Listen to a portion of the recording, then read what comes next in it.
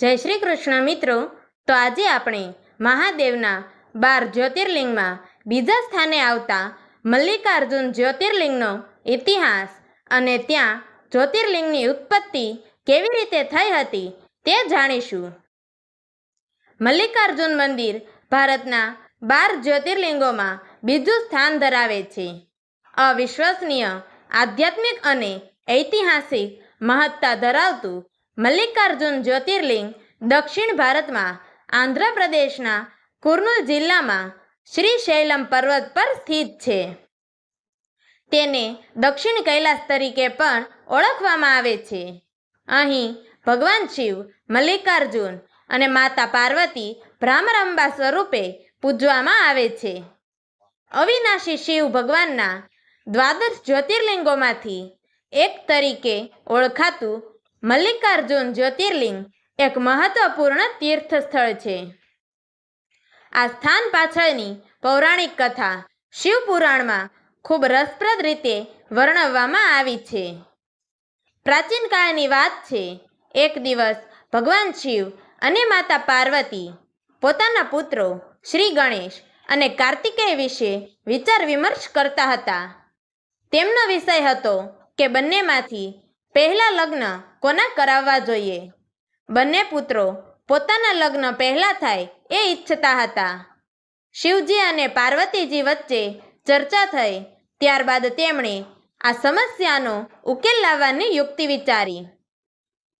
તેમણે ગણેશજી અને કાર્તિકેય સામે એક શરત મૂકી।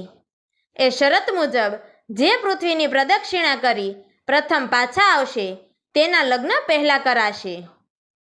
કાર્તિકેયે શરત સાંભળી અને તરત જ પોતાનું વાહન મોરને લઈને પૃથ્વીની પરિક્રમાએ નીકળી પડ્યા। બીજી તરફ ગણેશજી જાણતા હતા કે તેમનું વાહન ઉંદર પૃથ્વીની પરિક્રમા માટે સક્ષમ નહોતું, તેથી તેમણે એક બુદ્ધિપૂર્વક રસ્તો પસંદ કર્યો।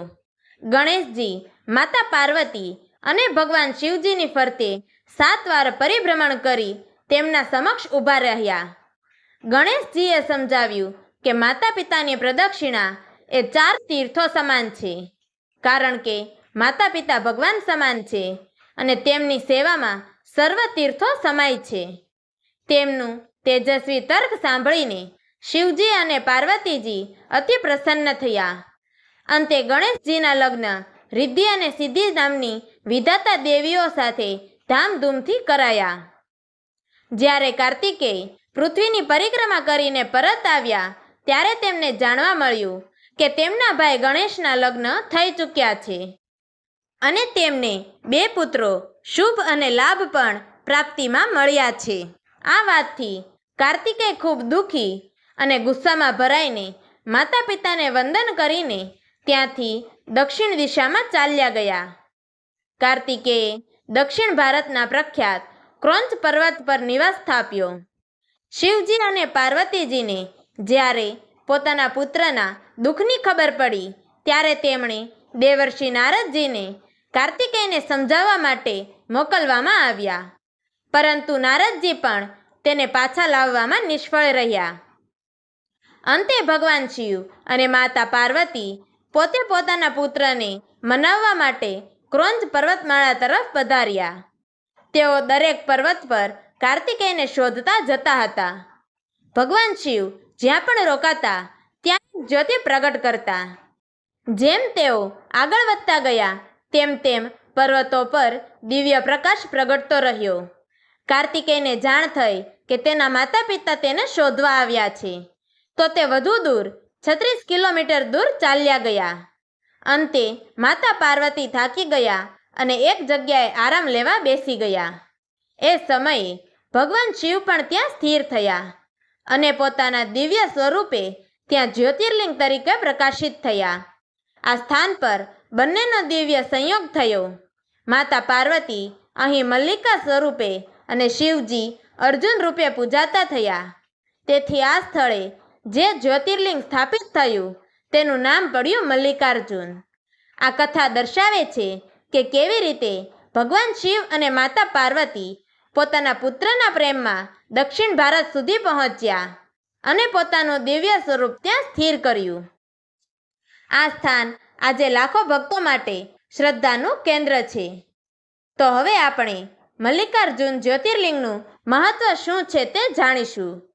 શાસ્ત્રોમાં કહેવામાં આવ્યું છે કે જે ભક્ત મલ્લિકાર્જુનના દર્શન કરે છે તેને જન્મ મૃત્યુના બંધનમાંથી મુક્તિ મળે છે.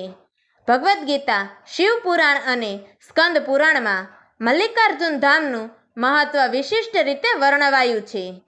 જ્યાં ભગવાન શિવ પોતાની જ્યોતિ રૂપે અવિરત પ્રગટ છે એ 12 સ્થળોમાંથી એક છે શ્રીશૈલમનું મલ્લિકાર્જુન. અહીં શિવ અને શક્તિ બંને સાથે સ્થાપિત છે, જે બીજા કોઈ જ્યોતિર્લિંગમાં જોવા મળતું નથી. મલ્લિકાર્જુન જ્યોતિર્લિંગ જ્યાં છે ત્યાં ભ્રમરંબા શક્તિપીઠ પણ છે. આ શક્તિ અને શિવનો સંગમ છે. એટલે ભક્તો માને છે કે અહીં ભક્તિથી શિવને અને શક્તિથી સકારાત્મક ઉર્જાને પ્રસન્ન કરી શકાય છે. અહીંના મંત્રોચ્ચારણ, અભિષેક અને ભક્તોની શ્રદ્ધા પૂર્ણ આધ્યાત્મિક શાંતિ આપે છે.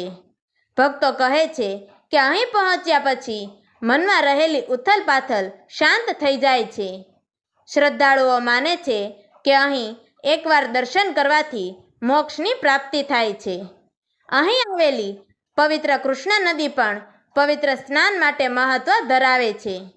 મહાશિવરાત્રિ, નવરાત્રિ અને શ્રાવણ માસમાં વિશેષ પૂજા અને મેળા યોજાય છે. મલ્લિકાર્જુન એ ભક્તિ, સમર્પણ અને શિવ શક્તિના સમાગમનું પ્રતીક છે. જય મલ્લિકાર્જુન બોલવાથી ભક્તના હૃદયમાં ઉર્જા, શાંતિ અને શિવ ભક્તિ જાગે છે. જે ભક્ત મલ્લિકાર્જુનના દર્શન કરે છે તે શિવજીના અનન્ય આશીર્વાદ પામે છે. તો આવતીકાલના વિડીયોમાં આપણે ત્રીજું જ્યોતિર્લિંગ મહાકાલેશ્વર મંદિરનો ઇતિહાસ અને મહાકાલેશ્વર જ્યોતિર્લિંગની સ્થાપના કેવી રીતે થઈ હતી તે વિશે જાણીશું. તો મિત્રો, તમને અમારી આ વાર્તા પસંદ આવી હોય તો અમારી ચેનલને લાઈક કરજો, શેર કરજો અને 12 જ્યોતિર્લિંગનો સંપૂર્ણ ઇતિહાસ તેમજ અન્ય ધાર્મિક, પૌરાણિક અને ઇતિહાસની કથાઓ જાણવા માટે નીચે આપેલા બ્લેક બટનને ક્લિક કરી અમારી ચેનલને સબસ્ક્રાઈબ જરૂરથી કરજો. તો મિત્રો, અમારી આ વાર્તાને છેલ્લે સુધી સાંભળવા માટે તમારો ખૂબ ખૂબ ધન્યવાદ. જય શ્રી કૃષ્ણ. હર હર મહાદેવ.